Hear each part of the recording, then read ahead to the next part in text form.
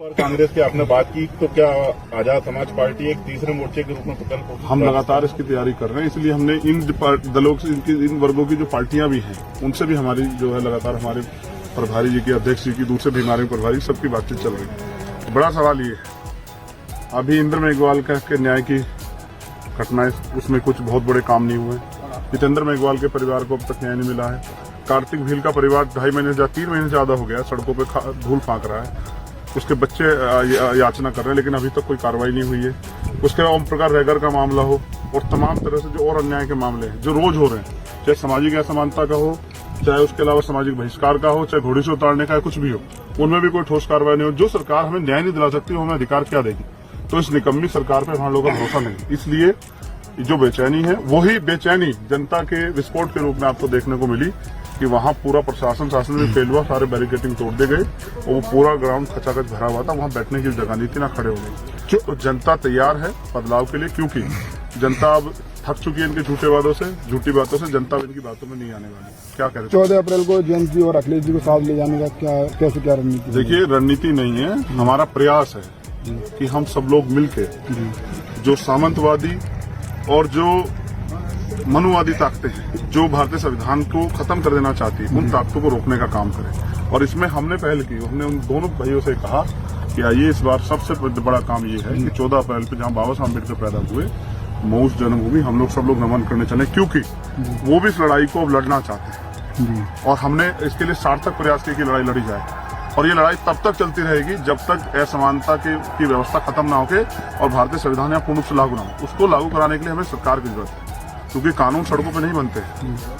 तो कानून विधानसभा में, लोकसभा बनते हैं। कानून बनाने के लिए हमें राजनीतिक शक्ति चाहिए। इसलिए हमारा दल और बल दोनों मजबूती राजस्थान में काम कर रहा है। आप देखना जिस दिन 7वां सम्मेलन होगा, विपक्ष घुटने टेक देगा, क्योंकि बड़े पैमाने पर लोग इस सम्मेलन के साथ खड़े होंगे। प्रभारी जी साहब कुछ कहना चाह रहे थे। मुकेश बैरवा जी, आपके क्षेत्र के यहाँ जाने पहचान है कि आजाद समाज पार्टी की तरफ से गंगापुर सिटी विधानसभा क्षेत्र से हमारे प्रत्याशी होंगे 2023 के चुनाव। सर, जैसे कि आपने कहा पिछले 4.5 साल राजस्थान सरकार के द्वारा मुफ्त नहीं दिया गया और अब तिजोरियां खोल दी गई।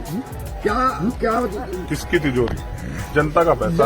हाँ। जनता का पैसा कौन सी तिजोरी खोली? क्या मुख्यमंत्री कोई अपने बिजनेस में से कुछ दे रहे हैं? आप बता दो पैसा दिया हो तो। जनता का पैसा, मैं तो समझता हूँ ना बजट क्या होता है, लेना और देना।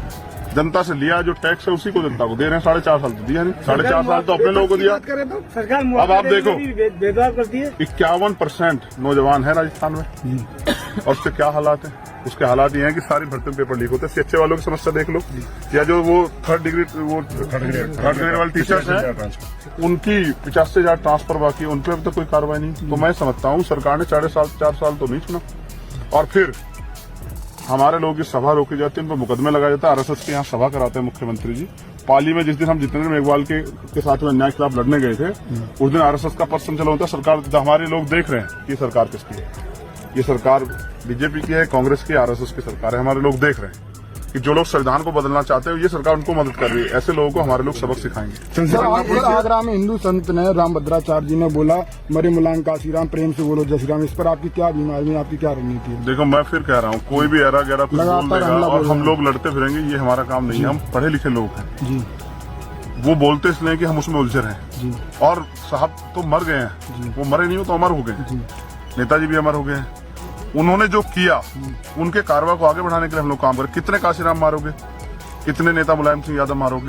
और कब तक मारोगे? और कब तक दलित पिछड़ों की बलि चढ़ाते रहोगे? जनता समझ रही है। अब सबक सिखाने का काम करेंगी। जो मुलायम सिंह जी में आस्था रखते हैं, जो काशीराम में आस्था रखते हैं, वो भद्राचार्य जी को बताएंगे। किस दिन पंडाल भी खाली मिलेगा और खाने के लाले पड़ जाएंगे। और स्वामी प्रसाद मौर्य जी पर FIR हो गई नारा देने पर। देखो, मैं फिर कह रहा हूँ, ये सरकार तानाशाही सरकार है। जो हक की बात बोलेगा उस पर मुकदमा हो जाएगा। और मुकदमा से कौन डर रहा है आजकल? मुकदमा तो उन पे हो रहा है जो लड़ रहे हैं। जो बोल ही नहीं रहे उन पे तो कुछ नहीं हो रहा। आप गंगापुर सिटी में आए हैं, यहाँ की लोकल जो प्रॉब्लम्स है, लोकल समस्या है, उनके ऊपर भी क्या फोकस करेंगे आप? देखिए, यहाँ पर हमारे लीडर्स हैं, वो उन्हीं समस्याओं को लेकर इतने जन समर्थन जुटा पाए। वो उन समस्याओं पर लड़ते रहते हैं। मुकेश बैरवा जी लगातार इन समस्याओं के साथ खड़े हैं। हमारे जिलाध्यक्ष जी जो है लगातार इन समस्याओं के साथ खड़े हैं, इसलिए जनता का समर्थन है। और मैं ये कहता हूँ, मुझे विश्वास है कि उनके नेतृत्व में यहाँ की जनता के जो बुनियादी मुद्दे हैं वो हल होंगे। उनकी समस्या हल होगी और उनको नए यहाँ अवसर पे पैदा होंगे। एक सवाल और पूछना चाहेंगे। यहाँ पे एक पांचना बांध है, 16-17 साल से बंद पड़ा हुआ है। उसके ऊपर सरकारें कांग्रेस की हो चाहे बीजेपी की हो राजनीति करती आ रही है। क्या आपकी एमएलए बनेंगे, यहाँ सरकार बनेगी तो आप खुलवा पाएंगे? देखो, मैंने फिर सचिन आपसे- पायलट भी आप पहले इस बात वादा को कर कह चुके रहे हैं। हैं, आप इस बात कह रहे हैं कि ये सरकार यहाँ की जनता से राजनीति कर रही है। ये आपने बसपा के कहा। भी लोग एमएलए बने यहाँ अगर से। मीडिया के लोग भी ये कह रहे हैं कि यहाँ की सरकार यहाँ की जनता से राजनीति कर रही है, तो आप समझो कि मीडिया भी इस बात को समझती है और जनता भी समझती है। छोटी मोटी मैं संख्या में- आपसे वादा करता हूँ, जनहित का जो कार्य है, जो होना चाहिए, जिसको जनता चाहती है, वो होना ही चाहिए। हम उसके साथ हैं। तो गंगापुर सिटी से अब शंखनाद निश्चित रूप से गंगापुर सिटी का शंखनाद और राजस्थान का शंखनाद छोटी मोटी संख्या में बने विधायकों को कांग्रेस खरीद लेती है। छोटी मोटी संख्या में बने वो उनके